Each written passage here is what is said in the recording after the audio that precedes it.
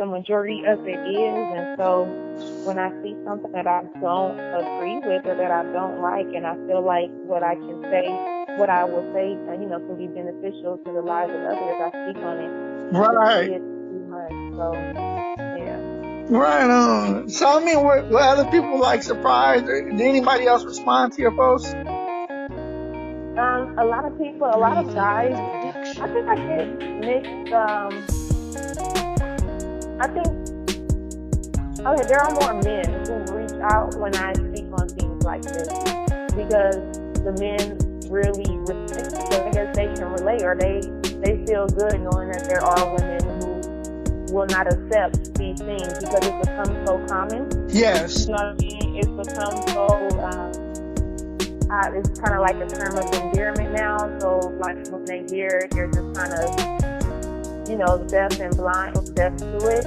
Yeah. So I think that the men reach out more because they respect it. What about women?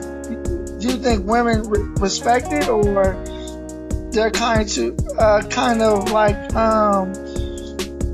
starting to accept the negative images? So on my social media in particular, I think I have a mixture of both. I have women like from the best of both worlds. So you got women who are like, oh yeah, I totally agree with you. Like, I'm not just a name calling, I can't do it. And then you have other women who are like, well, it's a term of endearment. Well, it's what I was raised around. Well, ain't nothing really wrong with it. Like, I am bad bitch. Like, so I think I have the best of both worlds, but I definitely believe that it's becoming more something that women are. Yeah, it's difficult, when you got it portrayed on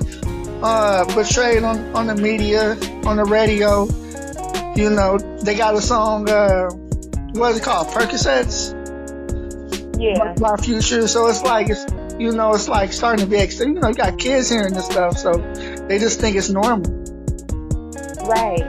It's normal. It's a way of life, and it's unfortunate because they're like 7, 8, 9, 10 years old, and it's what they hear. So it's what they're being raised by. You know what I mean? So the kids younger than us, the generation younger than us, they're being raised by the women who know how to call bitches.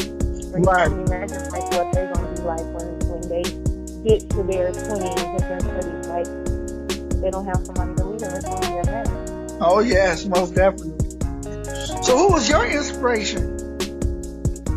I think I was raised by I was raised by a village. Like, it was just a village to raise me because I was so impressionable, and they already knew that I would be want to be looked at as a leader. Yes. So women, my godmother, my mother, my sisters, cousins, everybody in my family really played a major part. But I was also the observer of those who were total opposite of the woman that I was raised to be.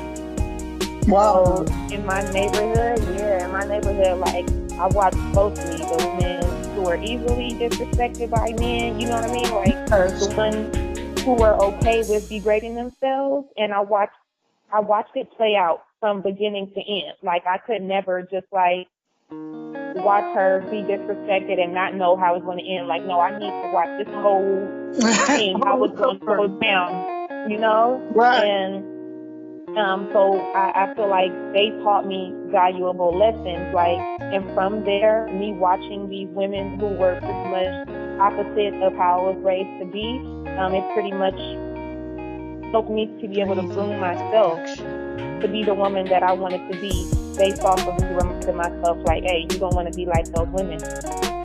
So from there, I just placed myself around the best of both worlds. I really didn't have a choice. Like, my dad was in the streets and my mom was in the church. So I definitely got the best of both worlds. So I would see with my dad, the women that I didn't want to be like, and that pushed me to be even more like the women who my mom had me around, which were like God-fearing, beautiful, successful, intelligent African women.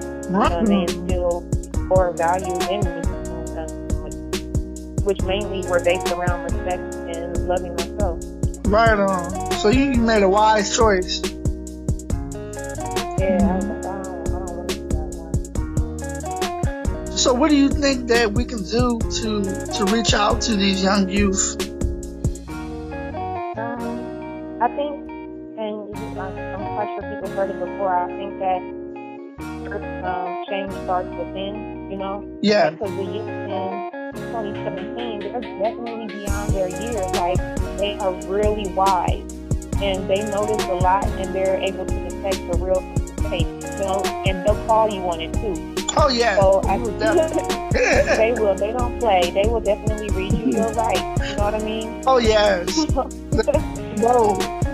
They are super bold, and they, like it's like they detect the real from the fake. So I think that for any of us to be able to reach our youth, like in an effective and a genuine way, we have to change within ourselves. Not saying that we have to approach them perfectly, because none of us are, but with changing ourselves internally first, like working on our minds, working on our spirits, it'll soon begin to manifest itself outwardly.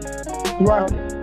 So the change, I think, then will be evident to the youth, and they'll be more open to receiving our outreach, because it's more real and they can relate to it more. You know what I mean? Like when they hear your story, and when you're not doing anything in, yeah, they're gonna be like, oh man, like, oh, you used to, oh man, I didn't know you used to do that. You know what I mean?